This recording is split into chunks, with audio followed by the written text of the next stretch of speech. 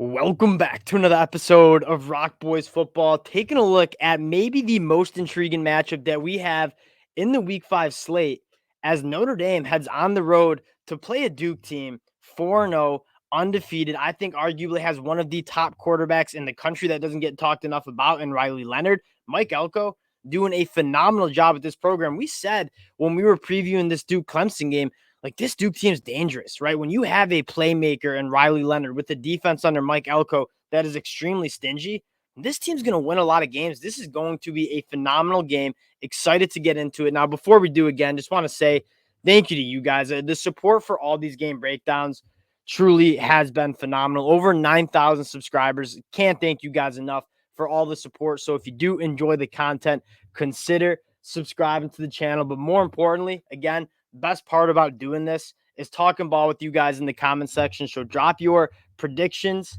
your keys to the game, whatever you got for me in the comment section. Let's talk some ball there. And without further ado, let's get into this one. And I want to start with this Notre Dame offense that is just so obviously taking that step with Sam Hartman at quarterback. The national media narrative was that Notre Dame didn't have any playmakers on the outside, right? When you look back in 2022, the only success they had throwing the football was to Michael Mayer. And then when Michael Mayer goes to the NFL, they're saying, who is Sam Hartman going to be throwing to? Turns out the problem was not the pass catchers on the outside as much as they didn't have a quarterback to get it to those pass catchers last year.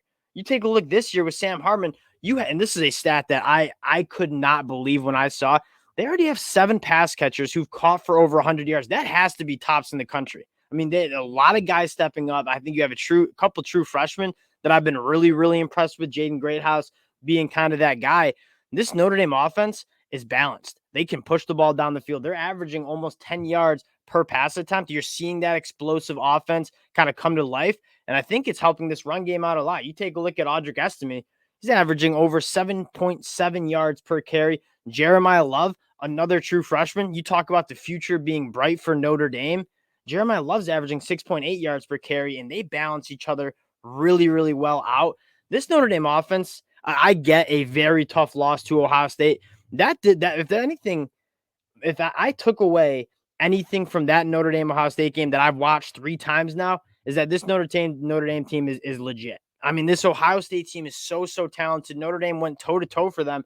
Couple plays go Notre Dame's way, and that's a win at home. And we're talking about this Notre Dame team going to the college football playoffs, being a national championship contender, which I still think they are. Now they're going on the road to a Duke defense that I'm going to read off some stats. This Duke defense is absolutely phenomenal. They're 4th in the country, only giving up 9.3 points per game. They're number 4 in the country with only allowing 4 yards per play. In the secondary, they grabbed some guys in the transfer portal. Number 2 in the country, only allowing 4.4 yards per pass. They're going up against a Notre Dame offense that can hit that explosive play through the air, which I thought might have been lacking a little bit against that Ohio State team this weekend. This is a Duke team that they don't blow assignments. They don't give up the big play. And that's probably why you're looking at a Duke defense that has been absolutely nails through the first 4 games of the season. That secondary, Jalen Stinson, Brandon Johnson, Al Blades, Miles Jones through the portal, like these guys have been playing really, really good football.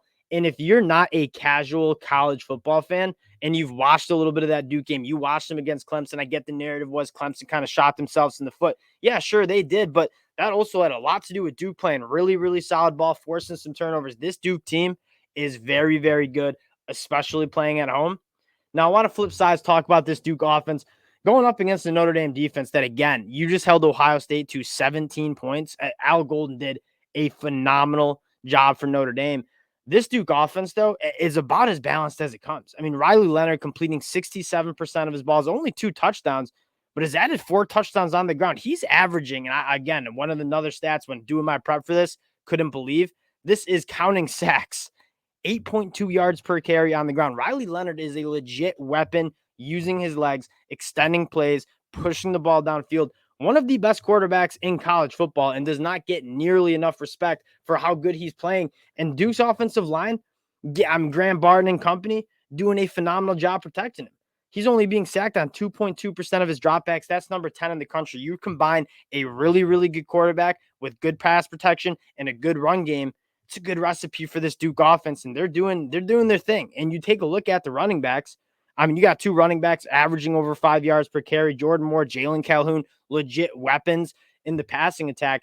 I think the special part about this Duke offense is not only do you have a really experienced, really dynamic quarterback, but you're also really balanced. Like you can run the football if you need to, depending on the look, and you can push the ball down the field if you need to as well. When you have that balance, when you're truly a two-dimensional offense, that's when these offenses get most dangerous. And I think that is what you have with Duke. Now, looking at that Notre Dame defense, excuse me, the my biggest takeaway, and I took a lot of good things away from that Notre Dame Ohio State game. That secondary's nails. I mean, I don't think you're going to see. I'm trying to think of Ohio State's schedule: Penn State, Michigan. I don't think you're going to see a secondary do what they did to Ohio State's wide receivers the rest of the year. I mean, Cam Hart, Benjamin Morrison, absolute lockdown guys on the outside. I think the linebackers are just truly really experienced, sideline to sideline guys, really, really disciplined with their run fits.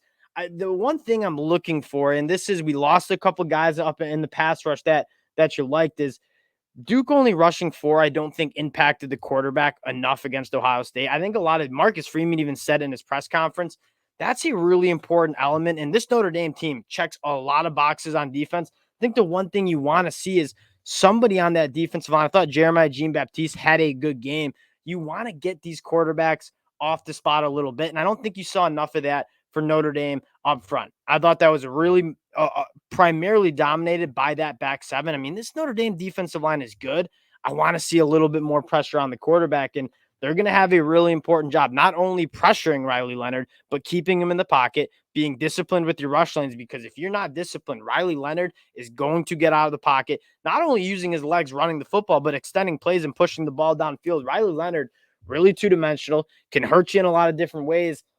With that being said, I just spoke to you guys for like 6 minutes on a bunch of stats going into this game. Notre Dame 6-point favorites against Duke on the road. I'm not touching a side on this game. I honestly think the under would be the best bet. I think both of these teams want to run the football. I think both of the defenses are really, really good. Notre Dame, I think, is the better team heading into this one. And as much as I really do like this Duke team. I'm not betting against them as 6-point dogs at home. This Duke team on both sides of the ball, really stingy, has a good quarterback in Riley Leonard. They check all the boxes of a really quality college football team. That's why they're 4-0. That's why they're a legit top 20 team in the country. But this Notre Dame team, like I wouldn't necessarily argue with that line either, because this is a Notre Dame team that is really, really good. I could not tell you how impressed I was with what you saw against Ohio State last weekend. Give me the under in this one. I think that both defenses are really, really stingy. 52 points seems a little bit high. I kind of see this one maybe 24-17, something like that. Going to be an absolutely great game in Wallace Wade. Would love to hear your guys' takes on this in the comment section. Appreciate you guys rocking with the boys again. If you do enjoy the content, consider subscribing to the channel. Appreciate y'all, and we'll talk to you guys later.